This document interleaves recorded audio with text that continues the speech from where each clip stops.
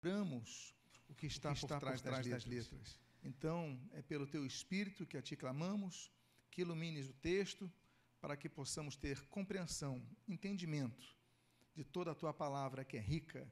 E nós pedimos, nós fazemos agradecidos em nome de Jesus. Amém e amém.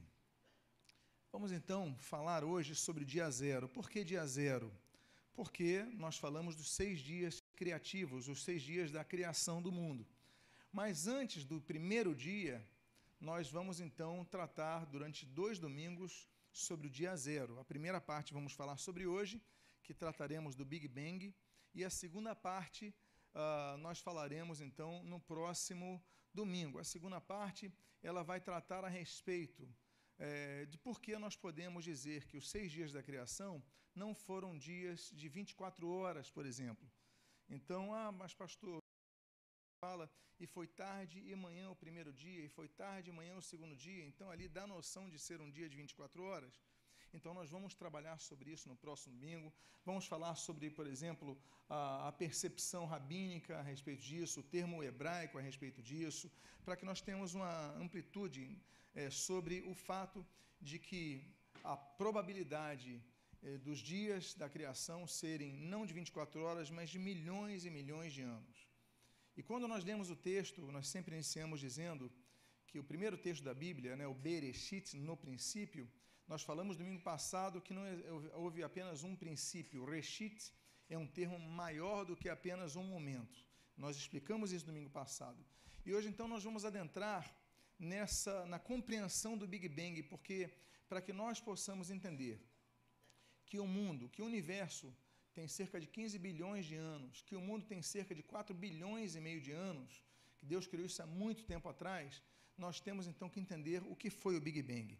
Então hoje eu creio que vai ser o estudo o mais longo dessa série, mas eu creio que você vai entender o motivo disso, você vai ter a percepção da importância de nós entendermos sobre a ciência, o que a Bíblia fala a respeito disso e como a Bíblia vai sendo confirmada através de cientistas. Vamos falar hoje sobre 10 cientistas, por exemplo. Então, a primeira parte de hoje é a criação do universo ex nihilo, do nada, como Deus vai criar tudo isso. Estão preparados para isso? Quem está preparado para isso? Pergunta para a pessoa que está do seu lado. Está disposto? Vamos avançar? Vamos? Ok. Nós começamos com um texto inaugural da Bíblia, que é o texto de Gênesis, capítulo 1, versículo 1. No princípio, criou, e ali está o termo hebraico, bará, criou Deus os céus e a terra. Bereshit bará Elohim. Então, no princípio, criou Deus. O termo bará nos aponta a uma criação do nada.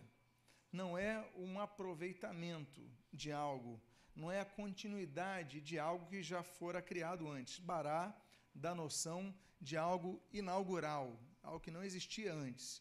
Então, nós então começamos a ver que primeiro verbo que aparece ali na Bíblia, no princípio criou Deus, o bará, então vem do nada. Bom, isso então é importante para nós entendermos que Deus vai criar todas as coisas a partir do nada. É importante então nós lembrarmos do que nós falamos anteriormente. Nós falamos anteriormente dos princípios, os vários princípios. E o tempo dos princípios. O princípio, por exemplo, nós falamos o princípio, e nós explicamos que o princípio pode ter milhares de anos, dias, horas, ou milhões de anos. Então, é importante nós entendermos que Deus, então, naquele princípio, que vai durar uma extensão enorme de anos, vai criar os céus e a terra, como diz o texto em hebraico, Bereshit bara Elohim et shamayim et haaretz. Então, Deus vai criar o shamayim, que a Bíblia traduz como os céus, mas o shamayim também pode significar o universo, ou seja, o que está além da terra. Então, é algo muito significativo isso. Pois bem, vamos procurar então compreender o desenvolvimento da ciência até a compreensão de que houve um momento que tudo vai ser criado, ok? Então, volto a dizer, já falamos sobre isso, é o período entre os céus e a terra. No princípio criou Deus os céus e a terra. Entre os céus e a terra há uma diferença de cerca de 10 bilhões de anos. Ou seja, no mesmo versículo, capítulo 1, versículo 1 de Gênesis, capítulo 1, versículo 1, no mesmo texto, há uma separação de 10 bilhões de anos entre o universo e a Terra. Por que a Terra demorou tanto a ser criada? O que nós vamos abordar, então, nos próximos domingos, vai ter a base do que nós havemos de abordar hoje, da criação do universo, de toda a matéria, a partir da vontade de Deus, da ordem de Deus. Primeiro cientista que nós vamos falar é Hiparco. Ele vai viver antes de Cristo, o primeiro século antes de Cristo ali, e ele é da cidade de Rhodes, então ele vai começar a montar um catálogo de estrelas. É o primeiro catálogo de estrelas, e ele vai fazer esse catálogo por ordem de grandeza, são as magnitudes das estrelas. Só que ele vai notar o seguinte: das estrelas que brilhavam, algumas delas não tinham uma posição fixa. Você observava essa estrela de uma forma, num dia, no outro dia você observava, ou noutra época do ano você observava, e ela tinha uma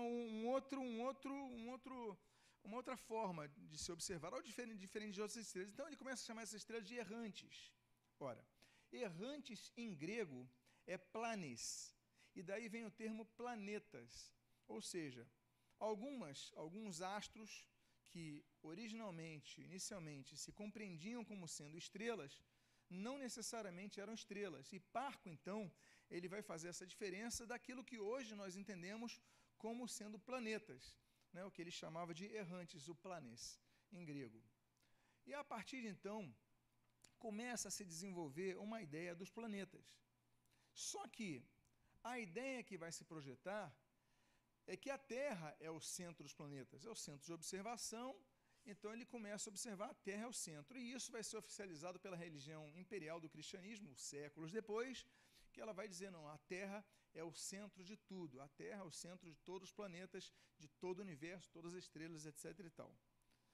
Aí nós temos, então, no século XV, século XVI, o Copérnico, Nicolau Copérnico, esse polonês, ele vai, então, desenvolver uma doutrina, que é a doutrina chamada doutrina heliocêntrica, ou seja, ele vai corajosamente, mas com base nos seus estudos, seus cálculos, dizer que a Terra não é o centro do universo.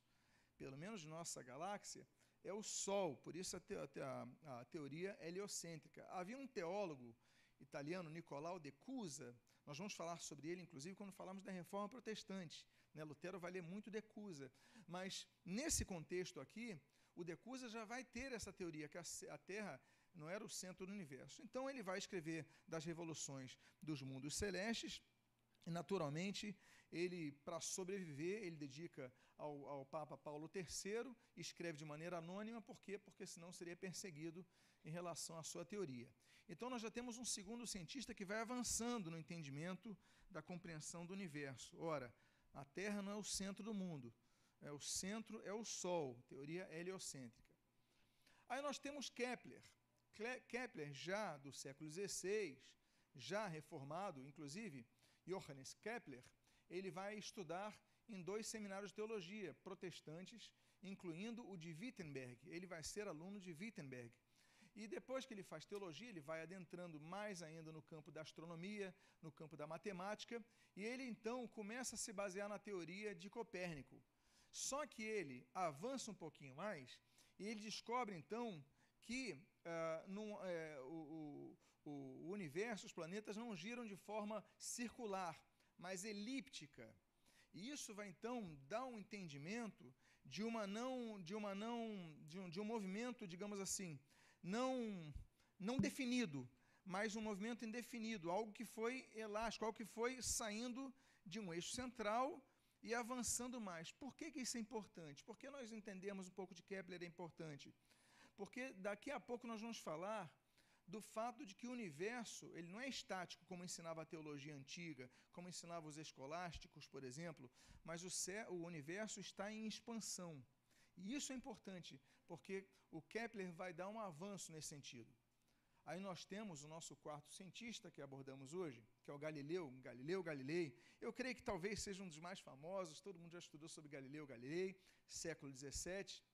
E ele, então, ele vai dar andamento a Copérnico, ele vai dar andamento a Kepler, e ele vai, então, ele não vai só trazer os primeiros passos da compreensão da gravidade, o que é importante. Newton, vamos falar já sobre ele, vai falar sobre isso. Isso é importante, claro, mas no nosso caso, no objeto de nosso estudo da criação do mundo, o que é importante é o fato da medição do tempo. Ele vai dar os primeiros passos para que nós pudéssemos, então, calcular os tempos, o tempo do universo, o tempo de separação dos astros, essa questão matemática que ele vai inferir na sua astronomia. Então, isso vai ser muito importante. E ele vai publicar isso em 1632, naturalmente, em italiano, não em latim, acadêmico, e depois ele vai ser perseguido, e vocês já conhecem um pouco sobre a história de Galileu. Ele vai se retratar, de alguma forma ele vai se retratar, mas ele renuncia a segunda vez, mas vai ficar em prisão domiciliar até o final da sua vida. Mas a sua obra está aí, a sua obra foi lançada, e as bases, então, dessa especulação, do cálculo do tempo da criação do mundo, do tempo do universo, ele então vai começar a ser propagado. É interessante notar a questão do eixo da Terra, é que Galileu ele vai falar muito a questão do eixo da Terra girando em torno de um eixo. Essa é uma tese interessante de Galileu, que, na verdade, vai confirmar o que Jesus falara 16 séculos antes. Jesus já falava sobre isso, só que ninguém notava. Galileu, então, notou, e nós temos um texto bíblico muito interessante que fala sobre isso. Jesus, em Lucas, capítulo 17, no versículo 34, do versículo 34 até o versículo 36, Jesus fala o seguinte, ele está falando sobre o arrebatamento da igreja, sobre a volta de Jesus. Olha o que ele diz. Naquela noite, 2 estarão na cama, um será tomado e deixado o outro. 2 mulheres estarão juntas, o quê? Moendo. Uma será tomada e deixada a outra. 2 estarão no campo, um será tomado e outro deixado. Ora, quando ele fala que 2 pessoas vão estar na cama, e no mesmo momento da volta de Jesus, 2 vão estar moendo, ninguém moía de madrugada, e as pessoas costumam dormir de madrugada. Jesus está falando de um único evento, o retorno dele, a volta dele, que vai acontecer num único momento. Mas no mesmo momento, enquanto alguns estão dormindo, outros estão trabalhando. Ou seja, isso só é possível pela compreensão de que no mesmo momento é sol num local e no outro local é lua, é noite. No local está meio-dia, no outro local é meia-noite. Essa concepção eles não tinham na época, eles não tinham concepção de fuso horário na época. Mas Jesus já explicava isso, Jesus já falava sobre isso, que no mesmo momento, num local vai ser dia, num local vai ser noite, num local vão estar dormindo, no outro local vão estar trabalhando. Ou seja, Jesus, então, já antecipara aquilo que só 16 séculos depois, pela compreensão da Terra girar em torno do seu eixo, ou seja, no mesmo momento estar dia num local diante do Sol, e no mesmo momento de costas ao Sol, estar noite, então a ciência apenas corroboraria o que o Senhor Jesus já tinha falado. Por que isso é possível? Porque a Terra gira em torno de seu eixo. Temos um quinto cientista, Newton, Sir Isaac Newton. Ele vai escrever em 1687 sobre os princípios matemáticos da filosofia natural. Ele se baseia no seguinte entendimento. Se um objeto estiver em movimento, ele vai continuar em movimento na mesma velocidade até que outra força seja introduzida para alterar esse movimento. Se não houver nenhuma outra força que se coloque diante desse objeto, esse objeto vai se movimentar na mesma velocidade por sempre. E aí nós temos, então, a base do princípio da inércia, ok? Isso é importante, mais uma vez, eu estou falando para vocês, que é um somatório de conhecimentos que são muito importantes. Por quê? Porque só quando um corpo aparece na frente, a massa desse corpo vai atrair o corpo que está em movimento. Então, isso é importante para que nós compreendamos como uma explosão um movimento único, ele vai desencadear vários outros elementos que vão surgindo, vão se multiplicando e aí vão se expandindo.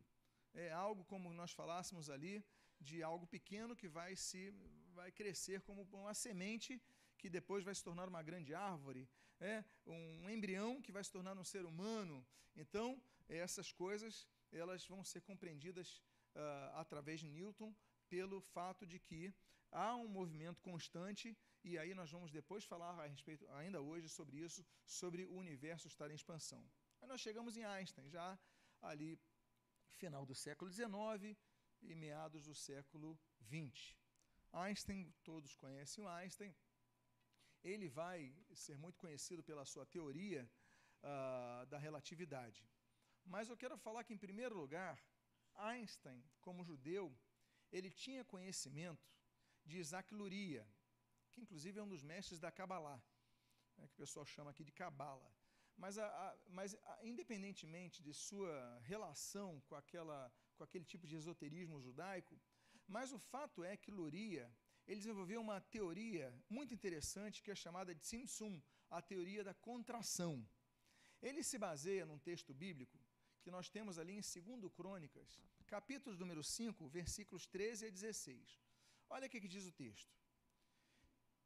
E quando em uníssono, a um tempo, tocaram as trombetas e cantaram, a casa do Senhor se encheu de uma nuvem, de maneira que os sacerdotes não podiam estar ali para ministrar, por causa da nuvem, porque a glória do Senhor encheu a casa. Luria observou que a presença de Deus, em determinado momento, quando o pessoal tocou, ela se concentrou apenas num local físico. Ela se materializou por um tempo, em forma de fumaça. A partir do momento que eles tocaram, ela se manifestou ali. E esse é um texto bíblico que todos nós conhecemos. Mas essa compreensão de uma concentração de massa através de uma energia, de um poder ali, é algo que nós vemos e há outros textos bíblicos que mostram também a respeito disso. Por exemplo, vir fogo do céu, claro, pode ter sido um relâmpago que vai cair ali, Deus mandar um relâmpago, mas há outros momentos que se manifesta essencialmente uma carga de energia que vai manifestar e gerar um tipo de massa. Não a questão da sarça ardente, etc. e tal, mas nesse texto especificamente, eles tocam, há uma concentração e a manifestação de Deus se concentra de tal modo que diz a Bíblia que os sacerdotes caem no chão, eles sentem aquele poder. Pois bem, Einstein tinha conhecimento de Luria. A gente não pode afirmar, porque ele não afirma isso nos seus estudos, mas, como fazia parte dos estudos da época, Luria, ele pode ter utilizado isso para compreender o quê? Que a possibilidade de haver uma concentração de energia a tal ponto que começasse a se perceber uma massa, uma forma de massa ali. Bom, ele tem 26 anos de idade, 1905, então é uma pessoa com uma grande aptidão intelectual. Quando seus artigos vão começar a ser escritos numa Annalen der Physik, uma revista de física da Alemanha. Pois bem, e aí nós temos a fórmula, no 4º artigo da teoria da relatividade restrita, que todos conhecem, que é igual a mc ao quadrado, energia igual a massa vezes a velocidade da luz ao quadrado. E ali ele vai ganhar terreno para a física. E depois ele vai publicar a gravidade, em 1915, 10 anos depois, na teoria da relatividade geral. Bom, isso, por hora, não nos interessa agora.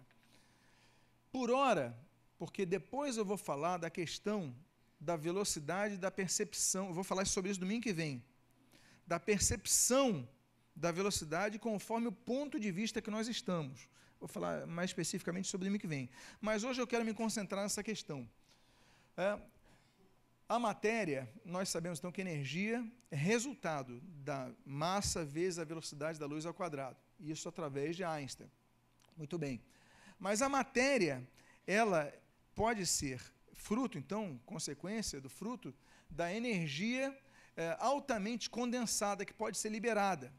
Tive uma conversa muito edificante, há poucos minutos atrás, com o doutor Júlio Monte Santo, professor de física, e ali foi muito agradável, muito bom, nós tratamos de alguns assuntos, inclusive tratamos a respeito da questão da matéria, da antimatéria, a importância de compreender isso por causa do vácuo. Porque o vácuo, quando Deus cria do nada, nós temos a compreensão do nada, ex nihilo, é o termo latim. Mas o vácuo na física, na verdade, não é o nada do nada, mas nós temos a questão da antimatéria. Então, temos a questão por exemplo, há 80 anos atrás, se tinha uma compreensão a respeito disso, da luz. Né? A luz é formada por partículas sem massa, fótons. Mas, em 2014, ou seja, há 3 anos atrás, não tem muito tempo, isso já não faz parte da minha formação, do meus ensino médio, isso daí é 3 anos atrás. O periódico científico Nature Photonics, de um grupo de cientistas do Imperial College of London, ele propôs um método que viabiliza a transformação de energia em massa. E um grupo liderado por Oliver Pike tem a intenção de construir, então, esse colisor de fóton-fóton, que vai confirmar a equação proposta por Einstein. Além disso, nós temos, por exemplo, o grande colisor de Hadrons, que está ali na fronteira entre a França e a Suíça, que é o maior acelerador de partículas do mundo, que procura confirmar a teoria do bóson de Higgs. Eu não quero ser cansativo a vocês, eu sei que chega uma hora que a gente fica com a nossa mente viajando, não é verdade? Então, a gente tem que pegar um pouco leve nesse momento. Mas o fato é que a ciência, ela continua, ela não estagnou nos tempos de Newton, ela não estagnou nos tempos de Einstein, ela vai continuar na sua percepção.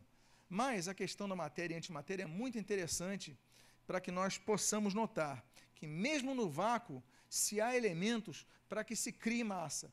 Então, por que isso é importante?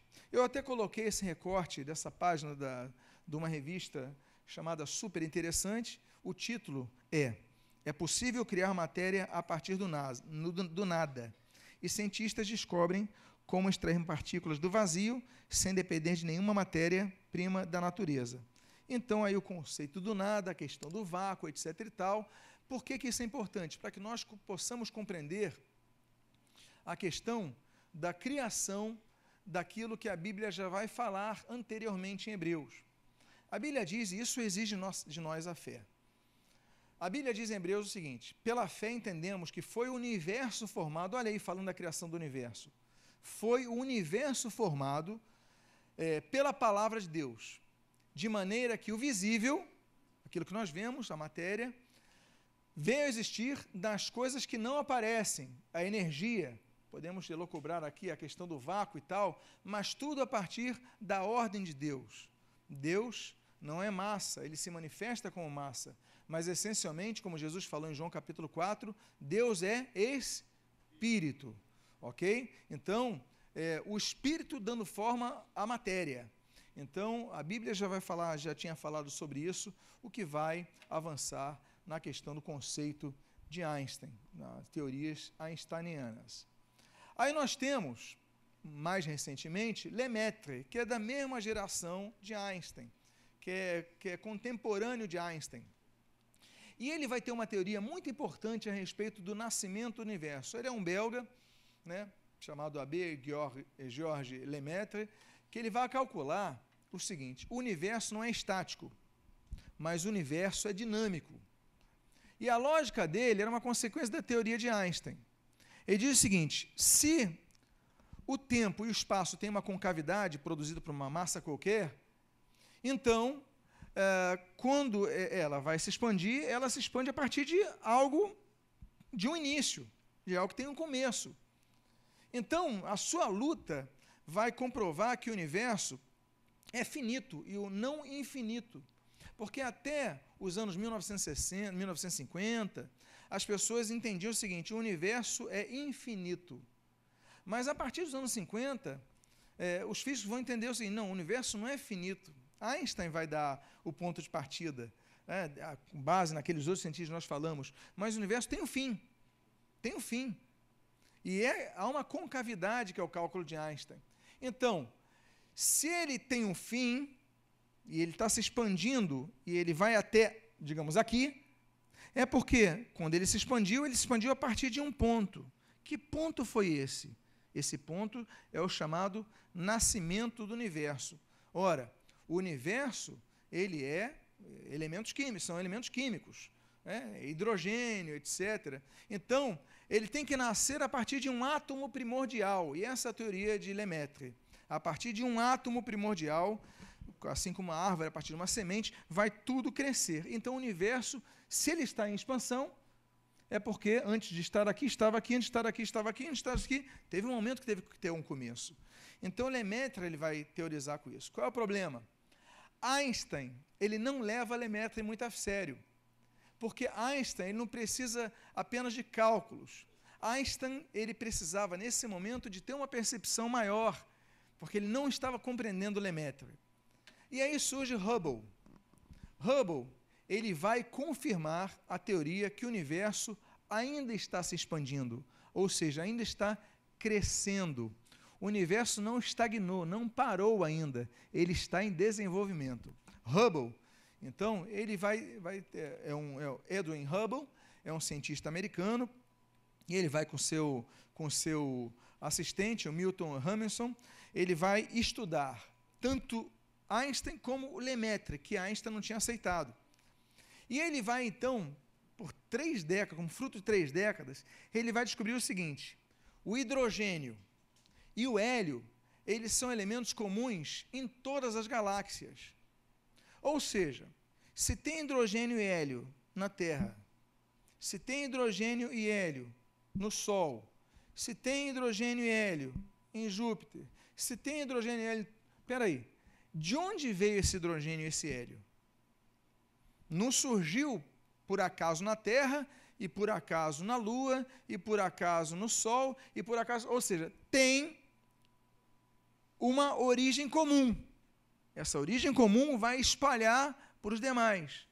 Então, se tem hidrogênio e hélio em todos os lugares do universo, então você percebe pelo menos hidrogênio, você tem a percepção, para estar lá, veio de algum lugar comum. De onde veio? Então, ele vai entender que o universo tem um momento que tudo está comum. É que nem, por exemplo, que nós falamos parcialmente, depois eu vou falar mais sobre isso, sobre o fato, por exemplo, de alguns animais você poder perceber em vários continentes e outros animais apenas em alguns. Você vai na Austrália, você tem animais que você só encontra na Austrália. O ornitorrinco, você tem o canguru, você tem o kiwi, você tem vários animais, só tem ali. Por quê? Porque quando houve a separação da massa dos continentes, da chamada Pangeia, então houve o desenvolvimento dos animais ao longo dos tempos, vamos falar sobre isso como falarmos no 6º dia, mas são outros contextos, eles não vão migrar, ou se surgiram ali e tinham em outros locais, eles vão ser extintos em alguns locais, mas por uma série de fatores não vão ser extintos na Austrália. Então, nós temos essa compreensão de que algo ligava todos os continentes. Basta você ver a forma dos continentes, as bordas dos continentes. Então, a mesma coisa nós podemos dizer sobre o universo. Há algo que liga todo o universo numa origem comum. E Hubble, então, ele vai começar a fazer os seus cálculos e ele vai descobrir algo muito importante. Ele diz o seguinte: há uma velocidade constante entre as galáxias e a Terra. Ou seja, há uma velocidade, algo que vai ser startado entre as galáxias e a Terra. Ele vai dizer o seguinte: as galáxias mais distantes da nossa galáxia, elas se movimentam mais rapidamente do que as mais próximas. Ou seja, quanto mais distante, maior a velocidade das galáxias nessa expansão. E aí, ele vai ter esse conceito e vai chamar a atenção de Einstein, com seus cálculos. Até que um dia, já vou falar sobre isso, sou encontro dos 3, mas ela confirma então a tese que o universo está em expansão, ou seja, se ele está em expansão e a velocidade constante na nossa galáxia ela vai sendo aumentada a partir do momento que as outras galáxias vão aparecendo, a velocidade maior, logo, se nós voltarmos no tempo, cada vez para trás nós temos uma velocidade menor. E se nós temos uma velocidade menor, na formação, desenvolvimento e expansão do universo, é porque houve um momento que estava tudo concentrado em apenas um momento. Volto a dizer, no princípio, criou Deus os céus e a terra. Pum! Uma explosão, começa a desenvolver. E aí os elementos, o hidrogênio, hélio e outros, vão se expandindo ao longo de tudo. Pois bem, é interessante notar que 2 anos depois, 2 anos Lemaitre tentando mostrar a Einstein a sua teoria. Mas Hubble, ele descobre então que as luzes das galáxias, nós já falamos sobre isso, elas estavam se desviando. Ele estava analisando as cefeidas. E aí o que acontece? Ele vislumbra isso no observatório do Monte Wilson, ele vislumbra essa imagem e ele chama Einstein. Quando ele chama Einstein, para que Einstein pudesse ver com os olhos dele essa então, teoria, ele pudesse confirmar, Lemaitre sai, e Lemaitre, ele então vai ouvir, e vai encontrar com os dois lá no Monte Wilson, e ele vai ouvir a teoria do átomo primordial, ou seja, a possibilidade do universo ter sido criado num momento, um momento único que deu um start a tudo. É a teoria do átomo primordial de Lemaitre. E aí, Einstein dá o braço a torcer. Ele olha, ele vê, ele ouve a explicação de Hubble, ele ouve a explicação de Lemaitre, e aí ele vai dizer o seguinte, que a explicação naquele momento de Lemaitre vai ser, abro aspas, a mais bela e exaustiva interpretação que eu já tinha escutado. Ou seja, ele passou a crer que o universo foi criado em um momento, que nós chamamos aqui, num dia. Nós chamamos mais exatamente de Reshit, Bereshit, no princípio. Há um princípio de tudo, que vão ser criadas todas as coisas, inclusive o universo. Agora, eles não tinham nome para isso. Eles não tinham dado nome, mas eles davam a teoria que o universo partiu de um momento, de um determinado momento, e aí ele começou, o próprio Einstein, que era muito querido pela sociedade científica, ele começa a ser muito atacado por isso. E em 1950, tinha um programa radiofônico da BBC chamado The Nature of Things, né, a natureza das coisas, de um astrônomo britânico, que é o Fred Hoyle. O Sir Fred Hoyle, ele vai começar a ironizar Einstein, Lemaitre e Hubble. Ele vai começar a combatê-los. Ele diz o seguinte, bom, se houve um momento que começou tudo, então houve um Big Bang que começou tudo. E ele diz o seguinte, se o universo começou com um quente Big Bang, então tal explosão deve ter deixado uma relíquia. Encontre-me o fóssil desse Big Bang. É aí que surge o termo Big Bang. É um termo que ele fala jocosamente, ele fala de forma crítica a Einstein, Lemaitre, Hubble. Ele fala, então tá bom, se ele começou com um quente Big Bang, né, era algo muito quente, partículas ali muito, aquela condensação de um átomo primordial que vai gerar tudo, então me mostrem o fóssil desse Big Bang. Ele faz então, pela BBC, ele faz um desafio a toda a comunidade científica mundial. Cadê o fóssil disso? Cadê a prova disso, desse Big Bang? Até então vocês têm as teorias. E aí então ele começa a promover essa teoria.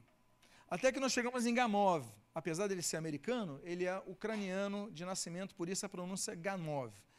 E ele vai então ser atiçado por essa teoria. Ele vai morrer agora, em 1968, recentemente. Esse cientista, em 1948, ele já começava a estudar e ele já tinha um relatório, junto com o seu assistente, o Alpher, ele já tinha um relatório, ele vai concluir que houve um momento realmente denominado Big Bang, que gerou enormidade de calor para que pudesse criar hidrogênio necessário à criação das estrelas, assim como hélio. Teve que ter um momento para isso, como se fosse uma grande bola de fogo, digamos assim. Então ele afirmava que o átomo primordial continha em seus primeiros segundos o princípio da explosão, uma mistura quente e densa de prótons e elétrons, que se chocavam com tanta violência que geravam uma radiação muito grande que nós podíamos chamar então de uma bola de fogo.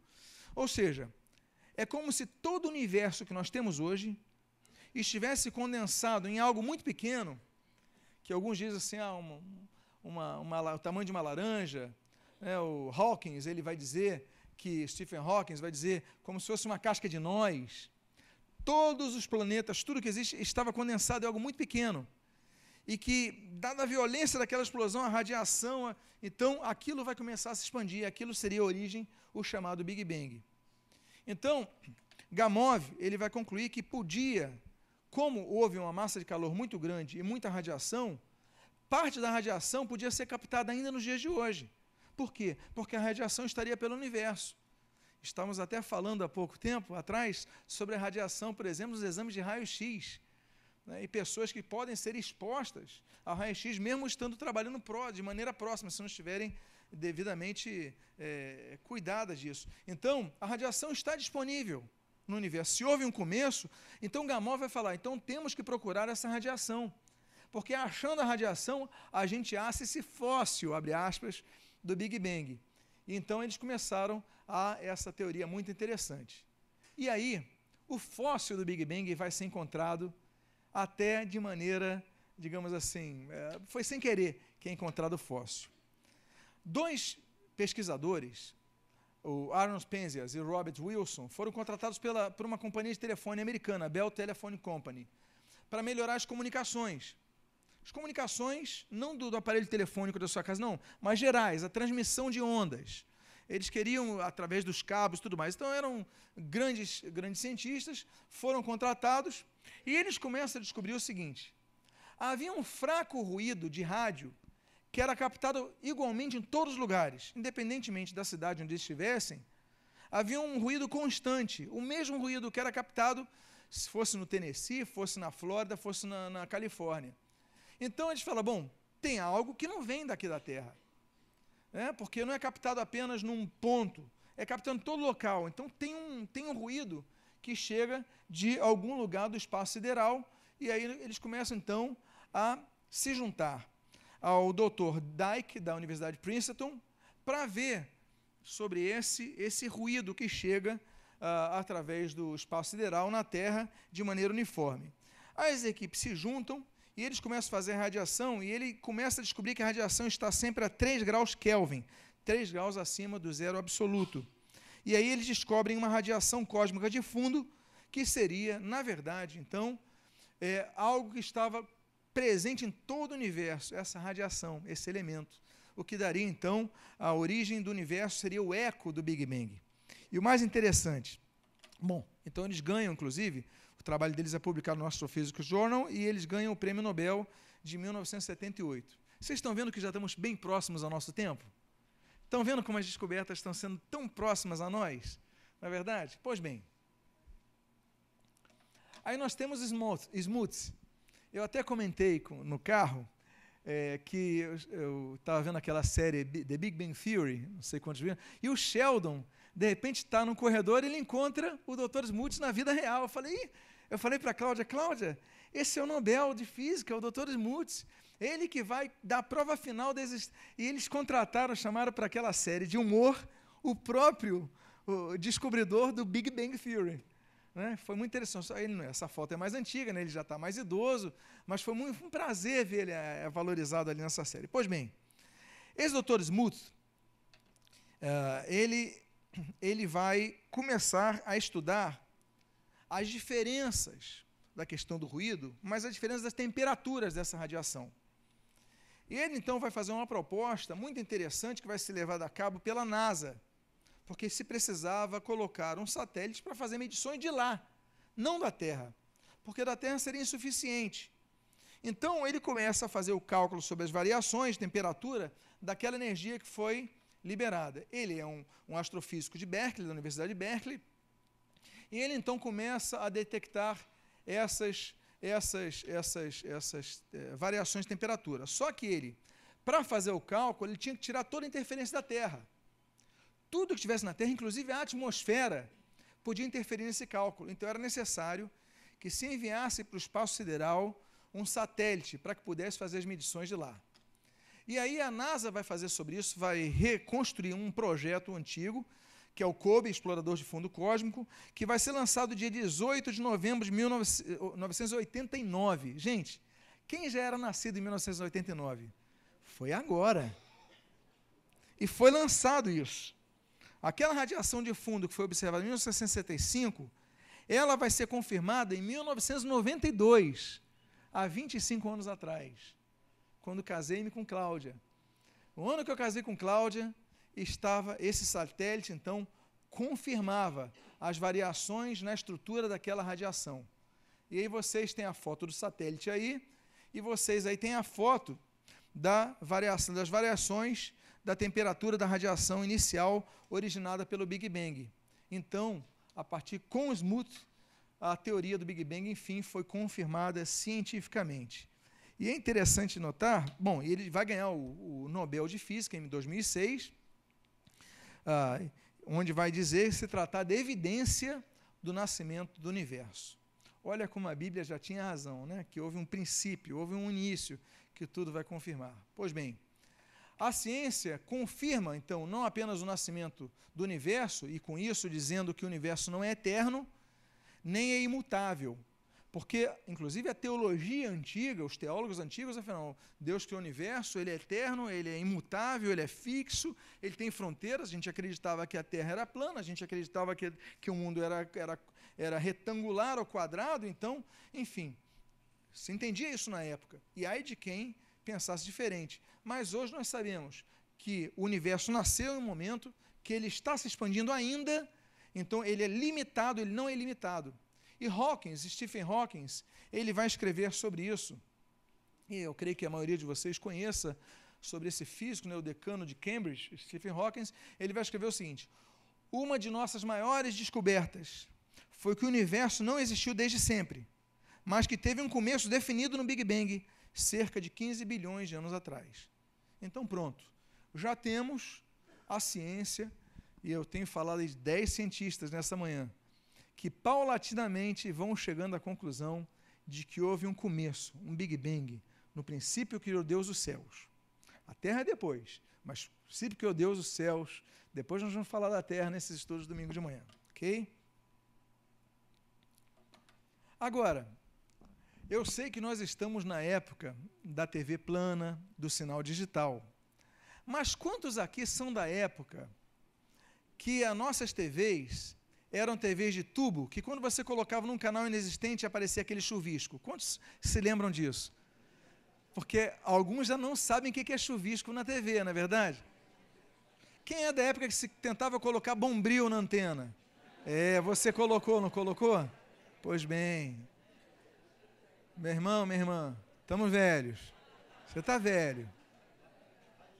Se você falar colocar bombril na antena, se eu falar para o meu filho Natan, ele vai falar, como assim? O que é antena de televisão? Não é? O que é bombril? Então, não vai entender. Pois bem, mas é interessante notar que o bombril, esse chuvisco da televisão, que nós quando colocávamos entre um canal e outro, sintonizávamos, 1% desse chuvisco, ele é captação da radiação do Big Bang. Você sabia disso? Então você já tinha na sua casa a prova de 1% da radiação que as antenas de TV, lembra que eu falei da rádio, mas a TV também captando, 1% disso era a radiação do Big Bang, e o som do Big Bang, na sua própria casa. Ok. O Big Bang, vamos à segunda parte, mas ela vai ser bem mais resumida, porque eu falei desses 10 cientistas, mas é importante nós falarmos dessa criação e do átomo primordial que se expande. Vocês lembram que eu falei do Georges Lemaitre, que falava do princípio do átomo fundamental? Nós falamos domingo passado, inclusive, sobre o princípio do pó da Terra. Depois nós vamos falar isso nos outros estudos. Pois bem, deixa eu ver aqui onde eu estou. Ok. Ok, esse tempo zero vai ser chamado de momento de Planck, um matemático, e que vai dizer que toda a matéria do universo estaria concentrada, o momento de Planck, em apenas um ponto, o átomo primordial.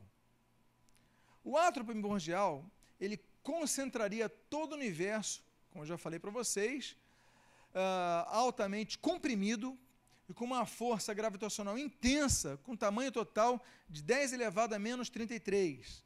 Ou seja, algo que aí, como eu falei para vocês, tamanho de uma laranja, tamanho de uma noz, daí é tudo especulação, mas é algo para dizer que é algo muito pequeno. Tudo estaria concentrado disso. Mas quando ele explode, então isso vai ser a base informativa de todas as galáxias. E por isso nós temos elementos químicos disponíveis, não apenas na Terra, mas em outros locais. Então por isso que a gente fala, poxa, por que mandar uma sonda na Lua para pegar uma pedra? É porque para pegar uma poeira da Lua. Qual é o sentido disso? O sentido é explicarmos tudo isso. É que haja compreensão dessa ligação da Terra com toda a galáxia. Então, o universo não surgiu de forma estática, e aí é confirmado aquilo que Isaías já falaram no capítulo 42, versículo 5, que ele diz assim, o texto bíblico assim registra: assim diz Deus, o Senhor, que criou os céus e os estendeu. Uau! Já Isaías, 7 séculos antes de Jesus nascer, já registrara que Deus dissera que ele criou os céus e os estendeu. Ou seja, na Idade Média, se cria que o universo era estático, que Deus criou da forma como estava. Mas antes disso a Bíblia já dizia que o universo já foi algo expandido. E aí a palavra de Deus, que não mente, ela vai confirmando então essa questão. E o princípio do pó da terra do mundo, que eu mencionei en passant no último domingo, e o átomo que expandiu por toda a matéria existente no universo. Então, aquele átomo primordial, ele também vai ser publicado na Bíblia, registrado na Bíblia, em Provérbios, capítulo número 8, versículo 26. Nós lemos assim: assim, ainda ele não tinha feito a terra, nem as amplidões, nem sequer o princípio do pó do mundo. Você lembra que domingo passado nós falamos para nós fazermos uma análise retroativa desse texto? Ele está falando de trás para frente, não tinha feito a terra, nem as amplidões, nem sequer, está apontando para trás, o princípio do pó do mundo. Ou seja, antes de surgirem as amplidões, antes de surgir a terra, as amplidões há 15 bilhões de anos, a terra há 4 bilhões e meio de anos, antes disso, nem sequer ele tinha feito o princípio do pó do mundo. O princípio do pó do mundo vai, então, apontar aquilo, e eu estou falando do livro de Provérbios, apontar aquilo, que houve um pó inicial, houve um átomo primordial, algo que começou e desencadeou toda a matéria depois. Então, isso já estava na Bíblia. A explosão do Big Bang, então, vai gerar a enorme quantidade de poeira cósmica. Está falando pó da Terra? A poeira cósmica é um termo usado que vai ser lançado em todas as direções, vai ser uma explosão.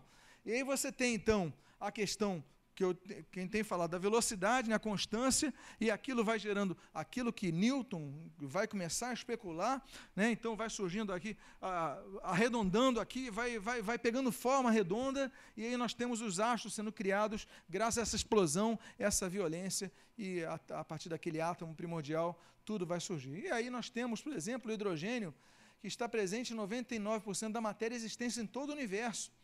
Porque são gases que vão surgir daquela explosão. Então, vai surgir, da mesma origem que vai surgir Júpiter, vão surgir. Então, a poeira vai se expandindo, e aí nós temos ali essa compreensão.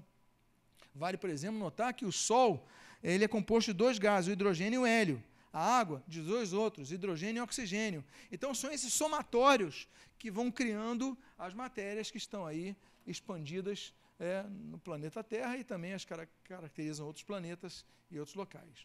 Quando nós falarmos do 6º dia da criação, então a gente vai comentar sobre o pó da Terra. Quando a gente falar da criação do homem, do ser humano, a gente vai falar sobre o princípio do pó da Terra. Amém, queridos? Bom, até aqui nos ajudou o Senhor. Amém, queridos? Vamos fazer uma oração? Vamos ficar de pé? Eu espero que essa mensagem tenha abençoado a sua vida.